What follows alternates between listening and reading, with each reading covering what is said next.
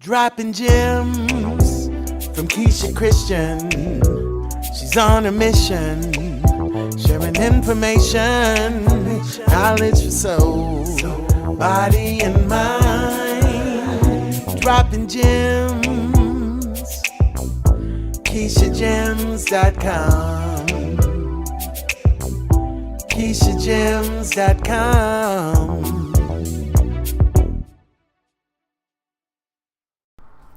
Welcome to episode 12 of Just Dropping Gems podcast. My name is Keisha Christian, holistic lifestyle coach, author, and owner of Keisha's Gems LLC. This episode is sponsored by Venice Richards, founder and executive producer of the hashtag Pink and Sexy Gala for Sickle. As a sickle cell warrior, it is her passion to find a non-invasive universal cure for sickle cell and improve the lives of those living with sickle cell on Long Island. Come out and enjoy the hashtag Pink and Sexy Gala, Long Island Fashion Show Fundraiser for Sickle Cell on Saturday, July 27th, 2019 at the Gramercy Ballroom in Rockville Center, Long Island. This year, the Pink and Sexy team will honor warriors living on Long Island. Want to find out how to support this great cause? Please check the show notes for more information. Co-host on this episode entitled The Road to Entrepreneurship is with Portia Ingram. She is a YouTuber, motivational speaker, and author. Welcome to the show, Portia. I'm so excited to have you on as my co-host. I am excited to be on as your co-host. Yes. Now, this topic of entrepreneurship is so important to me. And I think even for young women and I would just say young people in general, especially getting into owning your own business, leaving the 9-to-5, finding out what your passion is, and actually making an income from that.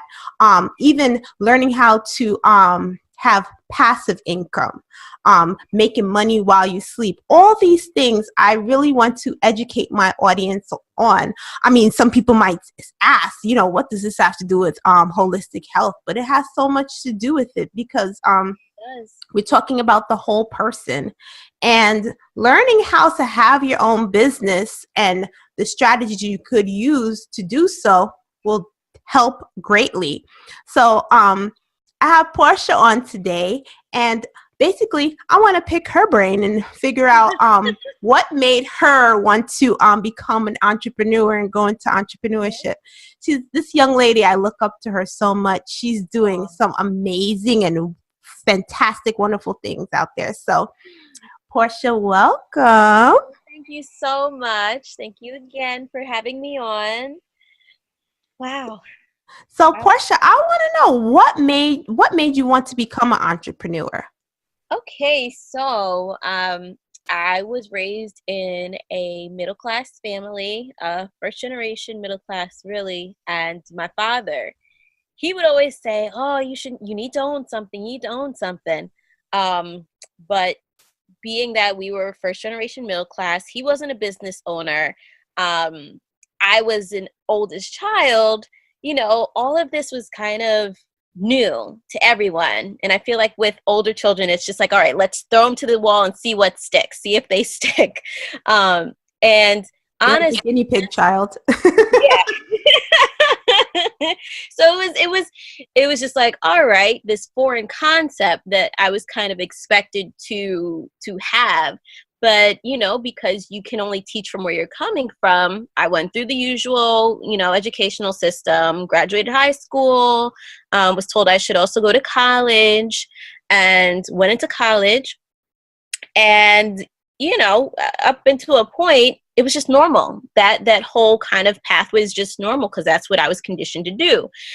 And at the back of my mind, though, I was like, okay, I need to own something. Dad always told me to have my own, so, I wouldn't have to answer to anybody, which also kind of like doing my own thing. So that always sounded good to me. Yeah, I love it too. I like making my own rules. Yes, exactly. And, you know, coming up through, you know, the educational system, a lot of it was very linear. You know, when I graduated with my bachelor's, I was on track to be a speech language pathologist. And, you know, you get out of that, you make, you know, six figures, you work with little kids, you teach them how to, you know, talk better or give them better ways to communicate. And it's a very great and worthy position to be in. But going into the field, I wasn't satisfied. And then what, you know, they tell you is, well, you know what, if you want a better job or you want something different, go back to school. So I went back to school. Spend more money. Oh, yeah, spend Student more loans. money. Yeah. And so, you know, after I got my master's in disability studies, I was, you know, I was now thinking to myself, like, look, this life thing isn't as linear as I thought it was going to be. And still that voice was telling me, you need to own something, own something. It was like the voice of, like, you know, conversations past, it just kept following me. And what happened is that I actually decided to start freelancing after I got my second degree. And I was helping people in terms of, you know, those with disabilities and helping them understand how to make things more accessible in their lives, helping them understand how to make healthier decisions in their lives.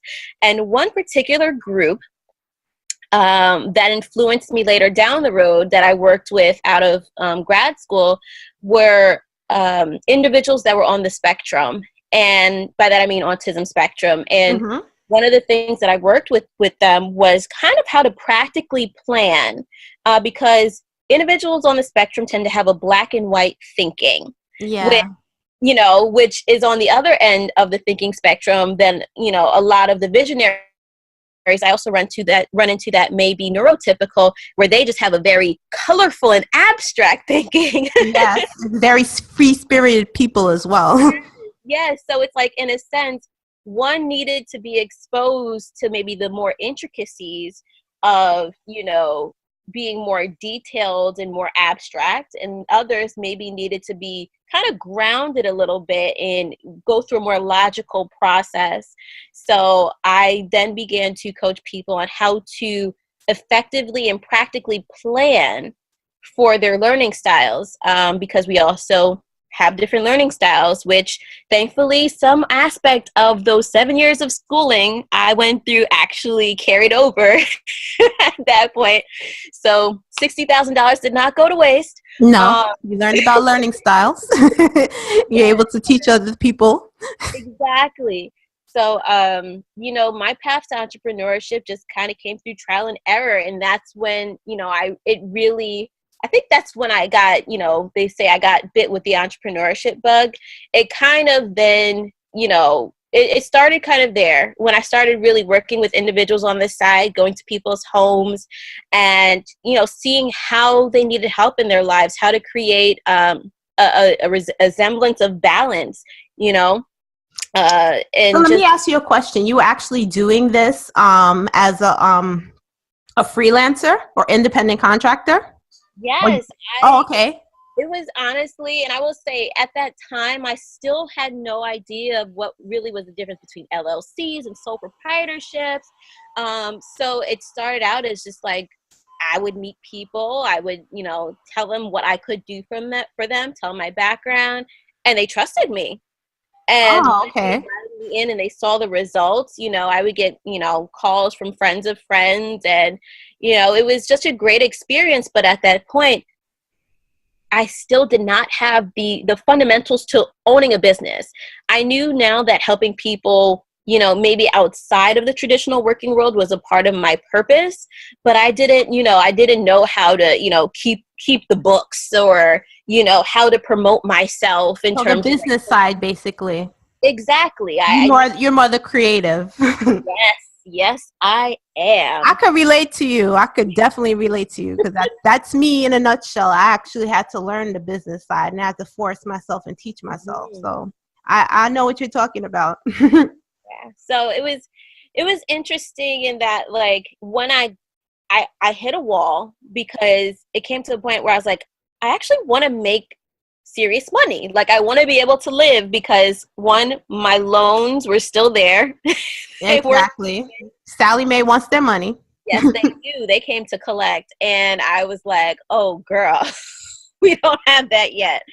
And I learned through a series of trial and error that as you build your business to have, incoming income, I was somebody, coming from a family where no one owned a business. No one had the capital to give me a meager $1 million loan.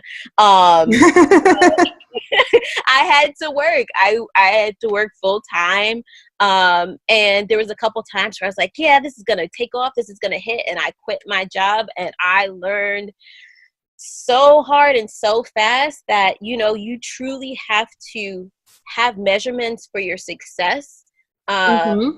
And maybe not to put a lid on it, never put a lid on what you want to do and your purpose, but have a measurement for, are you going in the direction that you want to go? Because, I was leaving, I left probably 2 jobs until I decided, okay, let me just sit here, have a consistent, steady income, and work my business after I get home from work, and working it at least 4 to 5 days a week.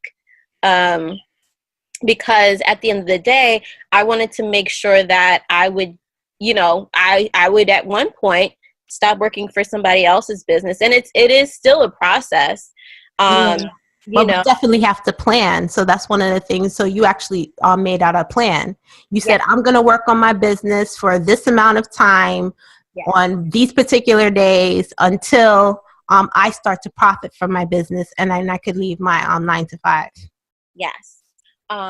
So my road to entrepreneurship, I can't say that I really started to understand the fundamentals till I was about a year in after I got incorporated. So I got my master's in 2015, freelancing, helping people, still not understanding the fundamentals of the business side of business.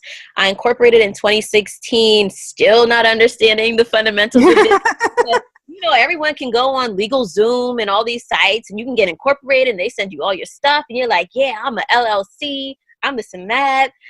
But you don't know you're not in business until you understand your business. This is true. Yeah. And for me, it wasn't until I actually got connected to the Small Business Development Center that the person asked me, they're like, what is the heart of your business? Like, what are you here to do? And I could honestly say, yes, I'm here to help people and be helpful, but I could not, kind of package it so pretty as, and make it marketable yet. Also, you basically didn't have an objective. You just knew what you were looking for, why, so to speak. You didn't have your what yet. Yes. Okay. So I knew, like you're saying, I knew why I was doing everything that I was doing. I even had another I wouldn't say failed, but something that I didn't know how much work went into was a creation that a few people might know as the Rasa mat. Is a combination of a yoga mat and tablet, let's say. And I was Repeat that again. What's it called? The Rasa mat. So, Rasa mat. Yes, like tabula rasa. So like a clean slate. And I had that on like all the crowdfunding sites and everything. But at the time, still, I had no idea of the work ethic and the sweat equity you need to put into something. So my endurance was pretty low, honestly, when I, was undertaking that project. And when I was starting out, because I had no models for me, to follow. Exactly, and it was very tough. And on top of that, when you start doing something different, your relationships may start looking different. And I was kind of straddling, how do I interact with my friends as I make the decisions I know I need to make in order to keep my business going, like not going on that trip to Cancun that's like $1,200, or skipping out on a night of when I was, and I was never like a heavy drinker, but people go out and socially drink, and, I'd skip out on that because there was a networking event. I was doing all these so not cool things, that I knew were going to get me someplace I wanted to be. But when you start making those new decisions and choices, your family, they start asking, oh, have you been eating? Have you been sleeping? You really shouldn't do that. It might, not be good for you here, or, you got to have balance. And as I came more into my journey as an entrepreneur, I discovered there's really no such thing as actual balance. No. Like, yeah. So I know you know this too, and it's not a 9 to 5. This is like sometimes I'm up at 3:00 in the morning. Mm-hmm. Yes. And I still have my. I still have my. I'm a freelancer like you. Mm-hmm. I'm an independent contractor, so I work with children with special needs. Yeah. That's still my thing. So I have to get up in the morning and go tutor, work with different children. And you know what? And we're coming from the same places, because when I especially was working with individuals with special needs, it was a very mentally and emotionally taxing yet rewarding job. And I do actually still work with individuals with mental illness, so that has its own things too. So you're also coming in and also being, I'm definitely an energy person, and we've talked about, sorts of things. And when you are running a business, if let's say you're working your 9 to 5 and you work your business from 5 to 2 a.m., you want to be, taking on your business with a certain type of energy. So to be in certain fields during the day, that may make it even more difficult to, be primed when you about to be on your game with your business. Yeah. Because if you're doing a higher stress job, you come home to your business, you don't want to take on your business with that energy. No, not at all. So some people are even too tired. Mm-hmm. Yeah. And so that's another thing that you definitely have to combat as an entrepreneur that is self-funded, is just really understanding, time management and energy management. Definitely. Oh, I like that, energy management. So managing your energy. Yes. So what are some ways you think someone could manage their energy? Because I have some in mind. Well, some of the things I do, but what do you do? Okay. So in terms of energy management, I definitely, it does start in part with time management. So, with my calendars, I generally plan about 2 weeks ahead, the minimum. So usually I'm planning between 2 weeks to 4 weeks ahead of schedule. So I have an idea of what's coming up.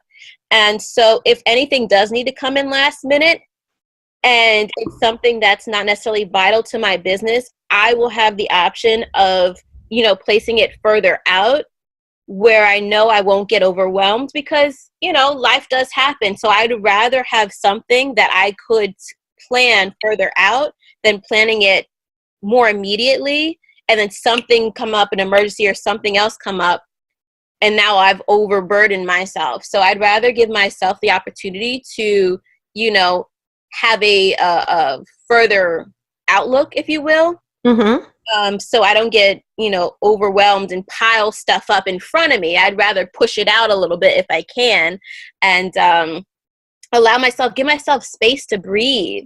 My calendar is visual. I look at it every day. I look at it even the night before to prepare myself. And I don't want to feel overwhelmed. I don't want to look at it and be like, oh my gosh, we marry each other so much. It's not even funny. Yes. So, that's my style, is just like looking at my calendar the night before, giving myself peace of mind and knowing what I'm going into the day with. And just really giving myself the space to, to live, to breathe. I don't want to pile myself up so I don't have the right energy going into meetings. Some days I can be working with clients from 8:30 to 4:30 and then have 3 meetings after work that are back to back. Oh, wow. You know, but I don't want to have 2 days in a row like that. So I will give myself maybe, I'll say for lack of a better term, like a rest day where, you know, I'll have clients from 8:30 to 4:30. And then that day I might just, you know, schedule time, a work date. I'm really good for work dates with my significant other. So we'll set up shop at a cute place that we like to eat together. He'll bring his laptop, I'll bring my laptop, and I'll be having quality time with him, but also getting work done. And we'd also be working on each other's goals too. So that's an energy boost for me. And I'm also doing something I also see as productive. So finding kind of smart ways to incorporate things that are going to boost me at the same time. It's kind of like a game I've been playing with my mind for a little while now. Nice. I like that. Like for me, definitely I schedule naps. So rest is important. Cause like I said, sometimes I'm up till 3:00 in the morning. Working on my vision, working on my goals. You know, I'm working on a book right now. So things will just come to me. And at that time, I will have to sit down and think about, okay, so I need to make sure I get this rest time and self-care. That's another way that I also manage my energy. These are things that I do. I love it. I love it, especially with naps. Like sleep is so important. I'm not that entrepreneur that's like, oh, I'll sleep when I'm dead. No. No. Die from a lack of sleep. And hopefully you don't take anybody out with you, because sleep is so important to our mental and emotional well-being. It sure is. You know, there's all these zombie people walking around out here like, I'll sleep when I'm dead. And you know what? You're just in the pursuit of getting these things that you want to enjoy them as well. And yeah, you'll have a few nights here and there that you will be up. You might have some nights that you might be running without sleep, but you shouldn't make a habit of it. Definitely not. You know, and there's some people that in the culture of entrepreneurship, they're making a habit of this, which also tells me that you might be working harder, but you're not working smarter. Yeah, that's my thing is what I work smart. I don't want to work hard. My rest is very important to me. I make sure I get my rest because, you know, I'm a holistic lifestyle coach. I'm going to a workshop. I'm giving a workshop and I have bags under my eyes. You know what I mean? I need to look, I need to be vibrant and look healthy as well. Yes. And I think another piece that a lot of people don't look at in terms of the energy and entrepreneurship, and they always talk about, you know, being enthusiastic about your business and having, you know, a certain attitude about your business. But like, how do you have the right attitude if you're like sleep deprived and you're running off of Red Bull and coffee, which is terrible for you, but so many people do it just so they can get to here and there, and they kind of turn entrepreneurship into a rat race. Yeah, exactly. And they don't, and they enjoy maybe the outcome and the money, but I definitely am someone that wants to enjoy the journey as well. Exactly. So I definitely agree with you. Making sure you take care of yourself, self-care. If it's even doing little things for yourself, and I'm not saying you have to take a whole day to do it, but you know, maybe you could, like when you talk about you go out with your significant other and you go to lunch together. I mean, you're still working, but you're spending time. That's a way of self-care because you have your honey with you, you know, so my honey bun. Yeah, you got your honey bun with you. So, you know, those things are good. That's a way of self-care, you know. And then I like the fact that you talk about you work on each other's goals as well. Yes. Which is great. It's so important. I mean, especially when it comes to if you're someone that chooses to have a significant other, because there's such a spectrum of what people are looking for in life, but I speak from a point of wanting to have a significant other. You have to also put in that work too. And there's so many entrepreneurs that push things aside. I mean, at this point on my journey, I've decided to delay having children up to this point. I know children are a lot of work. I'm with you. I don't have any kids either because it's not time yet.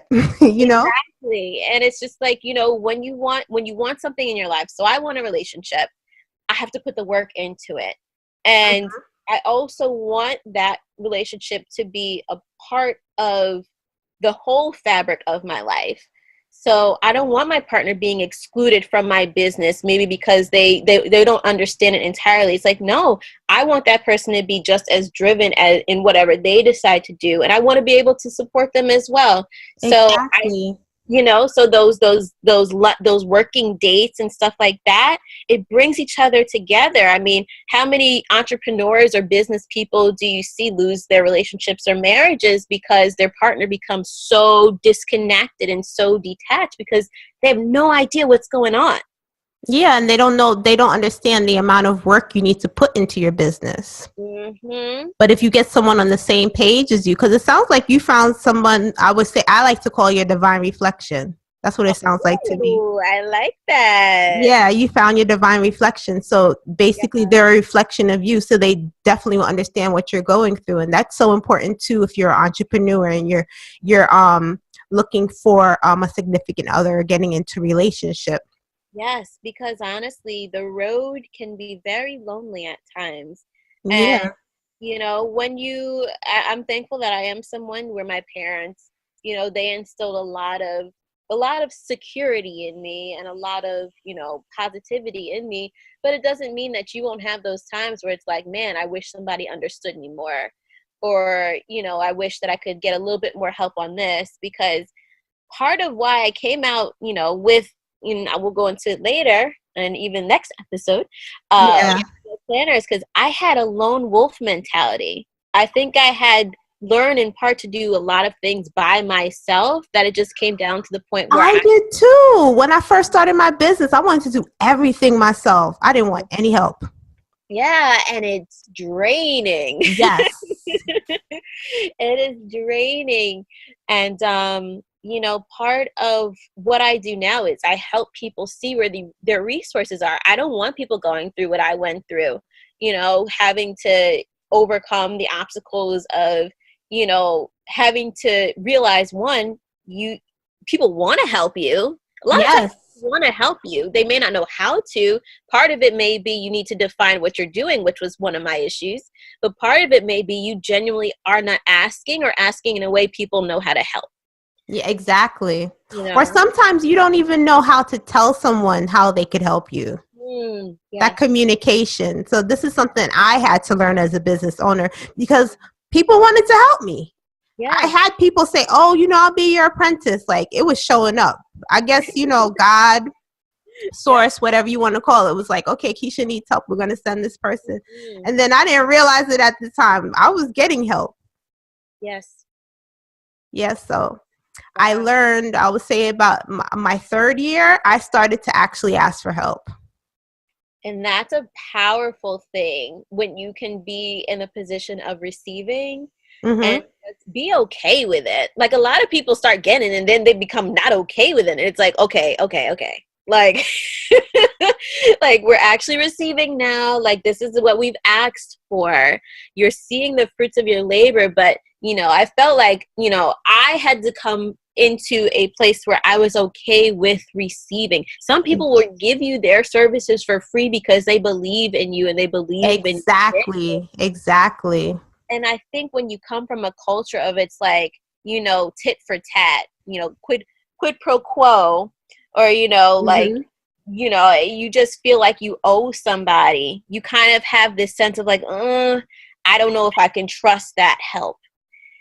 Yeah, or you ask, I wonder what they want in return. Because I know I've been that sounds like me. I was skeptical. Oh, they want to help me. What do they want in return?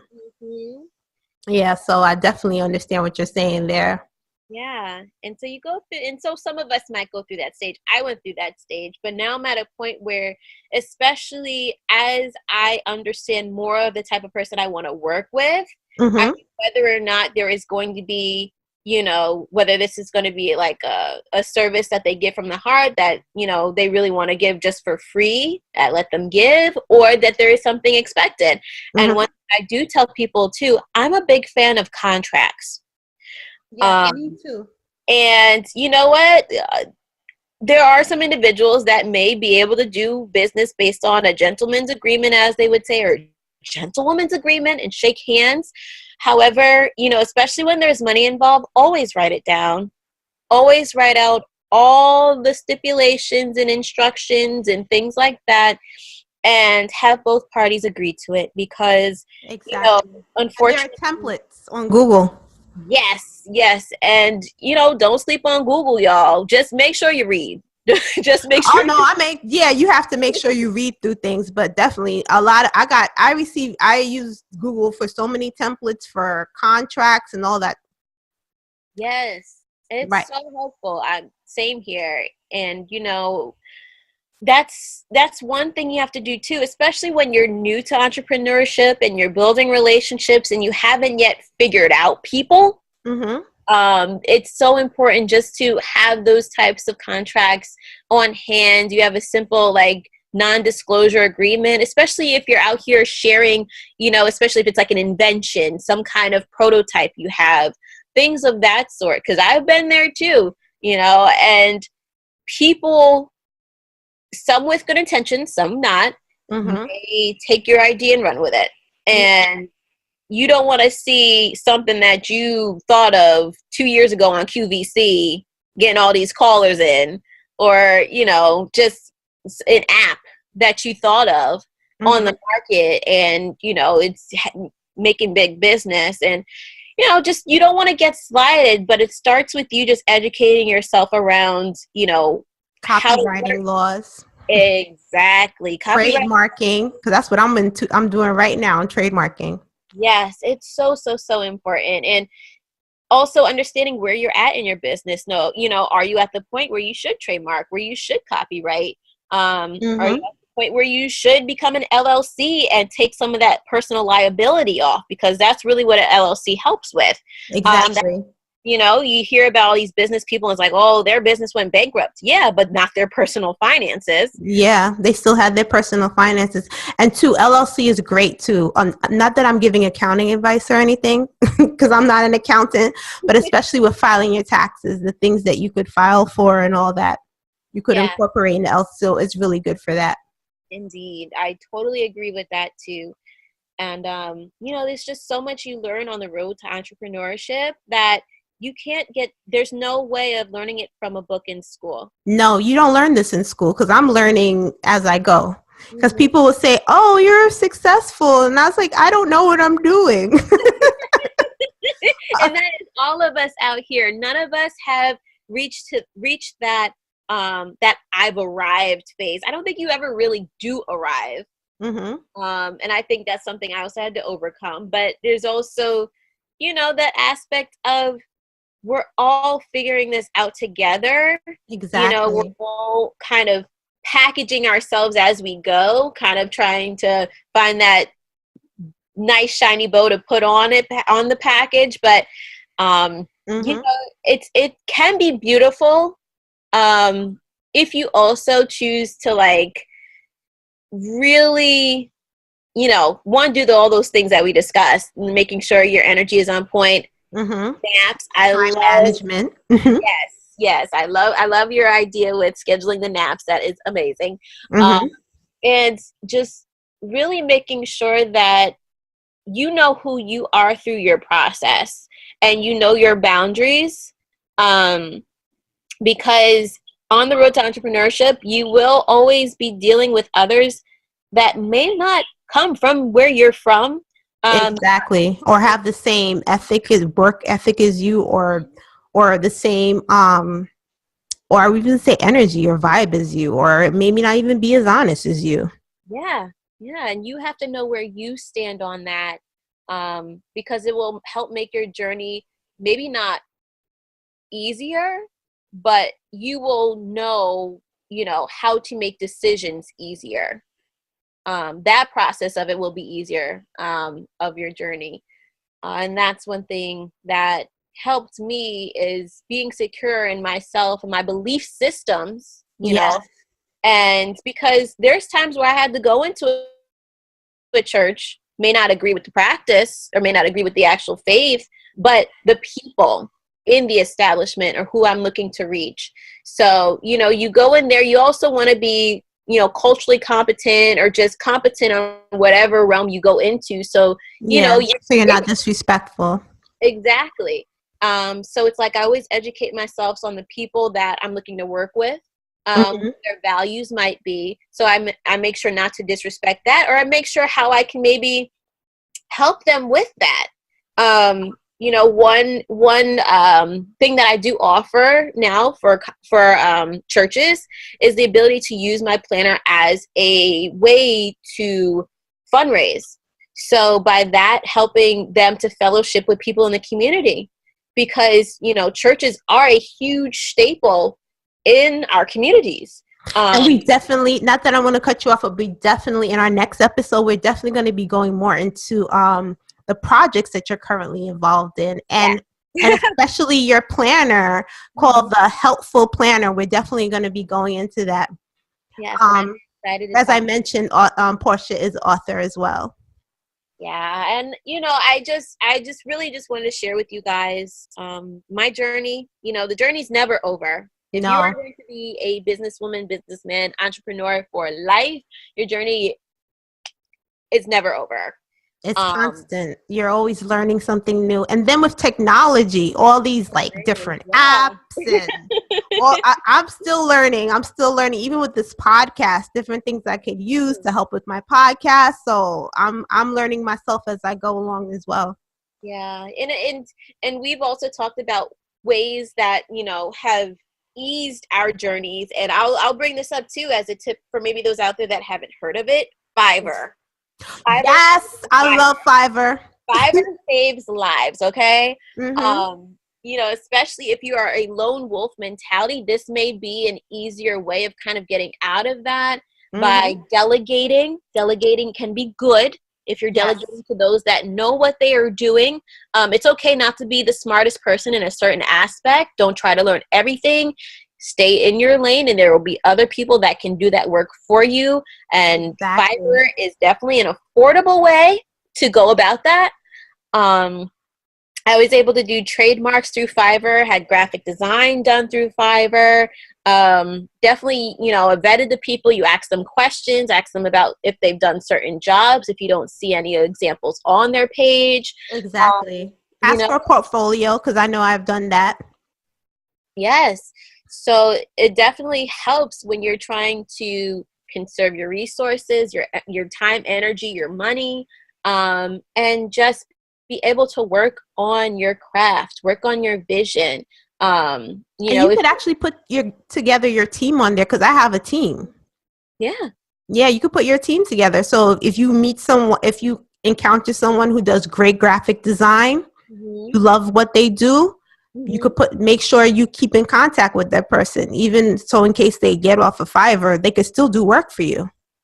Exactly. So, you know, you don't need $10,000 to start a business. No. You know, because I've gotten business cards done for $5. Yeah. And that's a great price. $5. And you know, I don't know if you've gone through this, but I know that as you evolve, or as your business might evolve and change, your products change, your services change, you can run through some business cards. Well, I'm talking about the design, not actually printing them out. So just getting someone to do the design for me. Yeah, when things change, the design, you know, your business info, stuff like that. You know, that business cards can definitely business cards can be an expense. Doesn't have to be too heavy either, because like you said, you can get a design for $5 and then you can go on a place like Vistaprint, anywhere, Staples, anywhere, and then you could just use that design and just get them printed. Yeah. So there's a way of doing things. You kind of got to get creative sometimes and think outside the box. And honestly, that is a characteristic of all successful entrepreneurs, is definitely thinking outside the box, whether they're in science, whether they're in art, whether they're developing a nonprofit for education, you have to think outside the box. You definitely do. Just like when people tell me they love my theme song, I'm like, Fiverr. Yeah. You get so much stuff on there. Exactly. And I was just happy to find all these things out on my journey, and it just helped me just understand that I can continue on. I can do this, and I'm not by myself, you know. Not. And that there are people out there supporting me, whether I even know them or not, whether I'll even see them in the physical or not. You know, your teams are remote. You know, all these people are from around the world, possibly. Yeah. So I never see my team physically, but I will know that they're there, and I know that they can do the job if I, you know, don't know how to do something, create a design, whatever it might be. And, you know, it's helped me along this not so linear path. Yeah, exactly. Which is great. I'm like, you know, things happen in your life where you, I was kind of forced into entrepreneurship. And it's like, since I've been in this journey, it's great. I mean, every day is not, you know, sunshine and roses, but, you know, it's been great. The things I've learned, and even, the information I could give to other people, share with them, because I've had people come to me and ask me all sorts of questions about starting all sorts of things and giving advice to people and making their journey easier. I wouldn't trade this for the world. I love being an entrepreneur. Same here. I love it too. Wouldn't give it away for the world either. I love it. I love being my own boss. Well, Portia, thank you so much for coming on this episode. Oh, I'm so thankful for you having me on here. I am definitely so grateful to, you know, share these things with your audience. And I just hope to encourage anybody who's considering going into entrepreneurship. You can do it, stick with it, and keep going. Yeah, don't give up. And just remember, just because you fail, you didn't really fail. Failure is only when you don't try.